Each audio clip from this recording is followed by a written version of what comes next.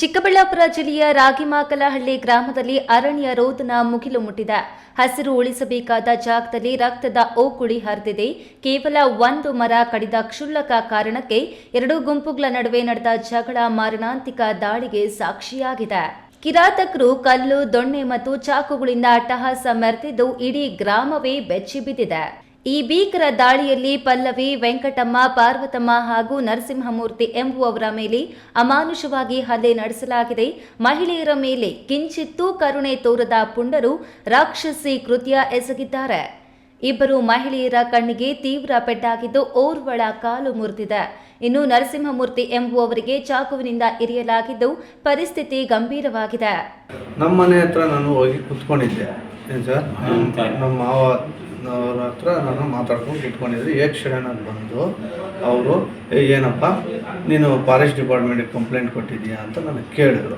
ಇಲ್ಲಪ್ಪ, forest department ವಿಚಾರನೂ ಗೊತ್ತಿಲ್ಲ ನನಗೆ, ಬೇರೆ ನೀವು ಮರಗಳು ಕೊಯ್ದಿರೋ ವಿಚಾರನೂ ಗೊತ್ತಿಲ್ಲ, ನಾವು ಕಂಪ್ಲೇಂಟ್ ಕೊಟ್ಟಿರೋದು ಗೊತ್ತಿಲ್ಲಪ್ಪ, ನನ್ನ ಪಾಡಿಗೆ ನಮ್ದೈತೆ, ನಿಮಗೂ ನಮಗೇನು ಸಂಬಂಧ ಅಂತ ನಾವು ಕೇಳ್ತಾ ಅಷ್ಟರಿಗೆ ಅವ್ರು ಏನು ಮಾಡಿದ್ರು, ಹಿಡ್ಕೊಂಡು ನೀನೇ ಎಲ್ಲ ಕೊಡ್ಸಿರೋದು, ನಿನಗೆ ಸರ್ವೆ ನಂಬರ್ ಎಲ್ಲ ಗೊತ್ತಿರೋದು. ಅವರು ಆ 2 ಎಕರೆ 18 ಗುಂಟೆ ಜಮೀನಲ್ಲಿ ದೌರ್ಜನ್ಯವಾಗಿ ಮರಗಳನ್ನು ಕೊಯ್ದಿದ್ರಂತೆ. ಅದು ಆ ವಿಚಾರ ನಮ್ಗೆ ಗೊತ್ತಿಲ್ಲ. ಅದೇನಾಗಿದೆ, ಅವರು ಫಾರೆಸ್ಟ್ ಡಿಪಾರ್ಟ್ಮೆಂಟ್ ಹೋಗಿ ಅಲ್ಲಿ ಕೇಳಿರೋದಕ್ಕೆ ಅವ್ರು ಸಡನ್ಗೆ ಯಾರೂ ಕೊಟ್ಟಿರೋದಿಲ್ಲ, ಇವು ಮೂರ್ತಿಗೇನೆ ಬಂದು ಎಲ್ಲ ಇದು ಮಾಡಿರ್ತಾನೆ ಅಂದ್ಬಿಟ್ಟು ಏಕಾಏಕಿ ಬಂದು ನನ್ನ ಹತ್ರ ಪ್ರೂಫ್ ಇಲ್ದಿರೆ ಏನು ಕೇಳ್ದಿರೆ ಸಡನ್ ಬಂದು ನನ್ನ ಅಟ್ಯಾಕ್ ಮಾಡಿ ಎಲ್ಲ ಹೊಡೆದು ಪ್ರಾಣವೈದ್ಯಕ್ಕೆ ಆಗ್ತಾ ಇದ್ದಾರೆ ಸರ್. ಶಂಕರ, ಮುರಳಿ, ರಾಜನ್ಮಯ್ಯ, ಅಜಯ್.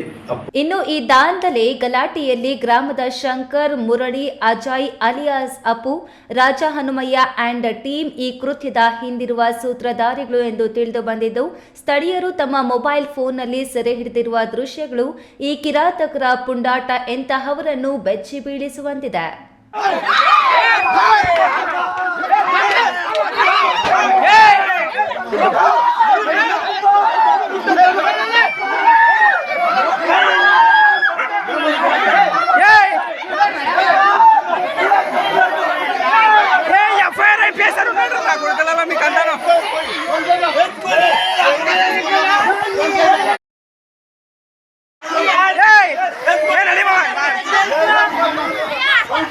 ಇತ್ತ ಗಾಯಾಳುಗಳು ರಕ್ತದ ಮಡುವಿನಲ್ಲಿ ಆಸ್ಪತ್ರೆಗೆ ಬಂದ್ರೆ ಅಲ್ಲಿನ ವೈದ್ಯಕೀಯ ಸಿಬ್ಬಂದಿಯ ನಡೆ ಮತ್ತಷ್ಟು ಆಕ್ರೋಶಕ್ಕೆ ಕಾರಣವಾಗಿದೆ.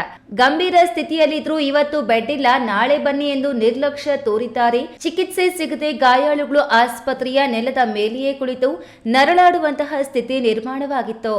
ನಮ್ಮ ಮಗನ ತಿನ್ನಿಸ್ತಾ ಇದ್ರು, ಅಡ್ಡ ಹೋದ್ನೆ. ಅಡ್ಡ ಹೋಗಿದ ತಕ್ಷಣ ಬಿದ್ದು ಇಲ್ಲಿ ಕಲ್ಲು ಎತ್ಕೊಂಡು ನನ್ನ ಮೇಲೆ ಹಾಕಿದ್ರು. 4 ಕಾಲು ಮುರಿದೋಗೈತೆ. ಚಾಕುದಲ್ಲಿ ತಿನ್ಸವ್ರೆ.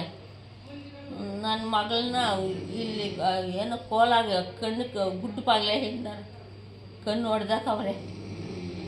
ಸದ್ಯ ಈ ಸಂಬಂಧ ಚಿಕ್ಕಬಳ್ಳಾಪುರ ಗ್ರಾಮಾಂತರ ಪೊಲೀಸ್ ಠಾಣೆಯಲ್ಲಿ ದೂರು ದಾಖಲಾಗಿದ್ದು, ಪೊಲೀಸರು ಆರೋಪಿಗಳ ಪತ್ತೆಗೆ ಬಲೆ ಬೀಸಿದ್ದಾರೆ. ಮನುಷ್ಯತ್ವ ಮರೆತು ಅಟ್ಟಹಾಸ ಮೆರೆದ ಈ ಪುಂಡರಿಗೆ ಕಾನೂನಿನ ಪಾಠ ಯಾವಾಗ ಸಿಗುತ್ತೆ ಎಂಬುದನ್ನು ಕಾದು ನೋಡಬೇಕಿದೆ. K S Narayanaswamy, A news TV, Chikkaballapur.